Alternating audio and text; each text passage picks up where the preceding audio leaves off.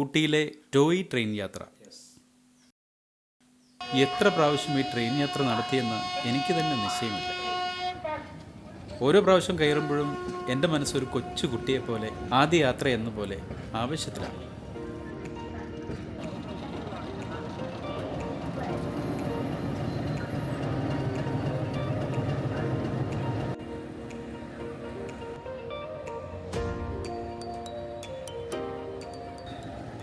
മഹാരാഷ്ട്രയിലെ മേത്തേരണിലെ toy train യാത്ര മാത്രമാണ് ഇനിയൊരു യാത്ര പോകാൻ ബാക്കിയുള്ളത്. കൽക്ക ഷിംല ആണെങ്കിലും ഡാർജിലിംഗിലെ ടോയ് ട്രെയിൻ യാത്രയാണെങ്കിലും അനുഭവത്തിൽ അതിൻ്റേതായ രീതിയിൽ വ്യത്യാസപ്പെട്ടിരിക്കും. ഊട്ടിയിലെത്തുന്ന ഏതൊരു സഞ്ചാരിക്കും ഒഴിവാക്കാനാവാത്ത ഒരു യാത്രയാണ് ഈ ടോയ് ട്രെയിൻ യാത്ര. ഈ പ്രാവശ്യത്തെ എൻ്റെ യാത്ര ചങ്ങനാശ്ശേരിയിലെ ഒരു പറ്റം ഫോട്ടോഗ്രാഫേഴ്സിൻ്റെ കൂടെയാണ്. സ്റ്റേഷൻ്റെ മുൻഭാഗമൊക്കെ റീബിൽഡ് ചെയ്ത് വൃത്തിയാക്കിയിട്ടുണ്ട്. പൗരാണികത ഒട്ടും ചോർന്നു പോകാത്ത രീതിയിലാണ് ആധുനീകരിച്ചിരിക്കുന്നത്. രണ്ട് സൈഡിലും കാഴ്ചകളുണ്ടെങ്കിലും ഊട്ടിയിൽ നിന്നാണ് യാത്ര പുറപ്പെടുന്നതെങ്കിൽ വലതുവശത്തിരിക്കാൻ ശ്രമിക്കും. ബുക്ക് ചെയ്യുമ്പോൾ അതിന് ഓപ്ഷൻ ഇല്ലെങ്കിലും പറഞ്ഞെന്ന് മാത്രം.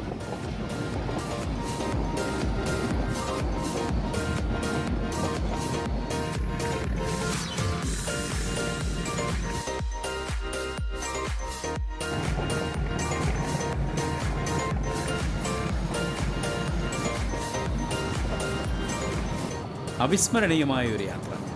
പുറത്തെ കാഴ്ചകൾ കണ്ട് കണ്ണെടുക്കാനേ തോന്നുന്നില്ല. ഇത് ആദ്യ സ്റ്റേഷനായ ലൗഡേൽ. ഇതൊരു ടൂറിസ്റ്റ് ഡെസ്റ്റിനേഷൻ കൂടിയാണ്. ഇതിൽ ടിക്കറ്റ് കിട്ടാത്തവരും അല്ലാത്തവരും ഈ ട്രെയിൻ കടന്നു പോകുന്നത് ഫോട്ടോ എടുക്കാൻ ഇവിടെ വരാറുണ്ട്. ഒരു സൈഡിൽ വഴി, വനത്തിൻ്റെ നടുവിലൂടെ ട്രെയിൻ കടന്നു പോകുന്നു. ബംഗ്ലാവ് പോലത്തെ സ്റ്റേഷൻ. ഊട്ടിയിൽ നിന്ന് വളരെ പെട്ടെന്ന് എത്തുകയും ചെയ്യാം.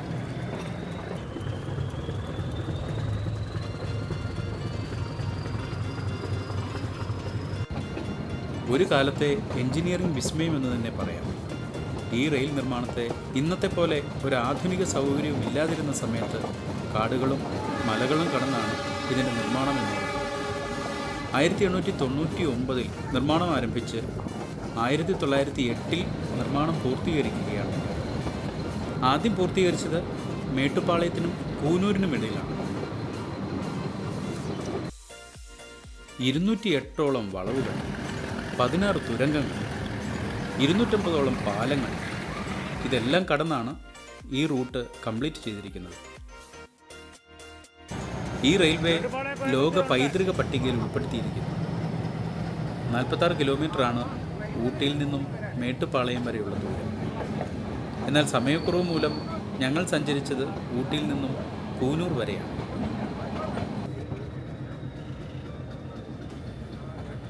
മലനിരകൾ, പൈൻമരക്കാടുകൾ, മലഞ്ചെരുവിലെ ഗ്രാമക്കാഴ്ചകൾ, അങ്ങനെ കാഴ്ചകൾ കൂരി പഞ്ഞൊന്നുമില്ല. വളവും തിരിവും പാലങ്ങളും കടന്നാണ് യാത്ര. എല്ലാവരും ഈ ട്രെയിൻ യാത്ര ആസ്വദിക്കുന്നുണ്ട്. ആർപ്പുവിളികളും കൂവലുകളുമൊക്കെ ഇതിൻ്റെ തെളിവാണ്. ഇതിനിടയിൽ പല സ്റ്റേഷനുകൾ കടന്നു പോയിക്കൊണ്ടേയിരുന്നു. ഇപ്പോഴും പഴയ രീതിയിലുള്ള സിഗ്നൽ സംവിധാനങ്ങളും ടോക്കൺ കൈമാറലുകളും ഒക്കെയാണ് ഇന്നും തുടർന്നു പോരുന്നത്.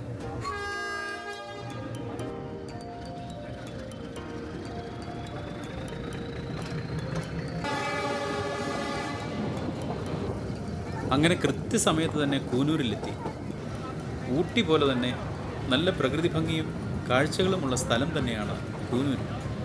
പ്രത്യേകിച്ച് നീലഗിരി തേയില, Dolphin Nose, Lamb's Rock View Point, Sim's Botanical Garden, ഇതുപോലുള്ള കാഴ്ചകളും ഇവിടെയുണ്ട്.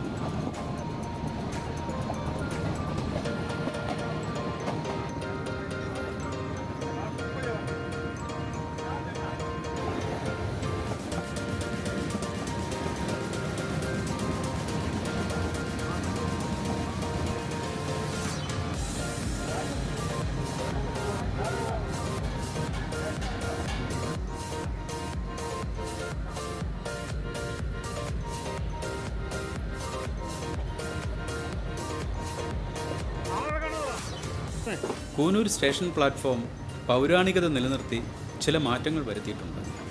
നല്ല തിരക്ക്.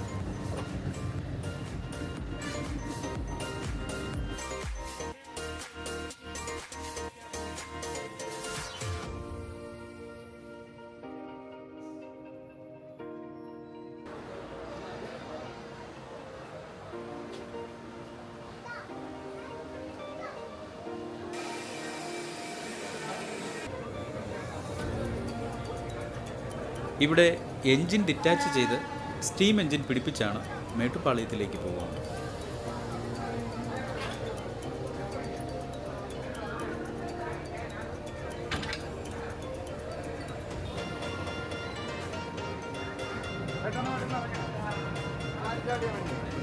സ്റ്റേഷന് പുറത്തിറങ്ങിയാൽ കൂനൂർ സ്റ്റേഷൻ ഒരു ഭംഗിയുള്ള കാഴ്ച തന്നെയാണ്.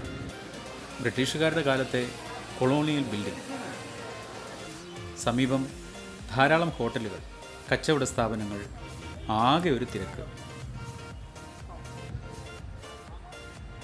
ഇന്ന് ഇന്ത്യൻ റെയിൽവേ വന്ദേ ഭാരതിലെത്തി നിൽക്കുമ്പോൾ ഈ മുതുമുത്തച്ഛനായ സ്റ്റീം എൻജിൻ ഇന്നത്തെ കുട്ടികളെ കൊണ്ട് കാണിക്കേണ്ടത് തന്നെയാണ്.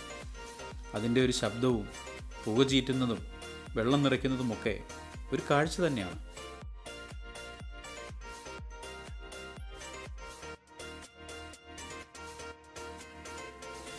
തുടർന്നുള്ള യാത്രയിൽ മേട്ടുപ്പാളയത്തേക്ക് പോകുന്ന ഈ റെയിൽവേ ലൈൻ കാണുമ്പോൾ സത്യത്തിൽ സങ്കടമില്ലാതില്ല. ഈ യാത്രയിലാണ് ഊട്ടിയുടെ തനതായ ഗ്രാമക്കാഴ്ചകൾ ആസ്വദിക്കാൻ പറ്റുന്നത്. സ്റ്റീം എൻജിൻ പിടിപ്പിച്ച് മേട്ടുപ്പാളയത്തിലേക്കുള്ളൊരു യാത്ര ഞങ്ങൾക്ക് ആസ്വദിക്കാനായില്ല. ആ സങ്കടം ബാക്കിയാക്കിയാണ് കൂനൂരിൽ നിന്ന് ഞങ്ങളുടെ ബസ്സിൽ ഞങ്ങൾ മടക്കയാത്ര തുടർന്നത്.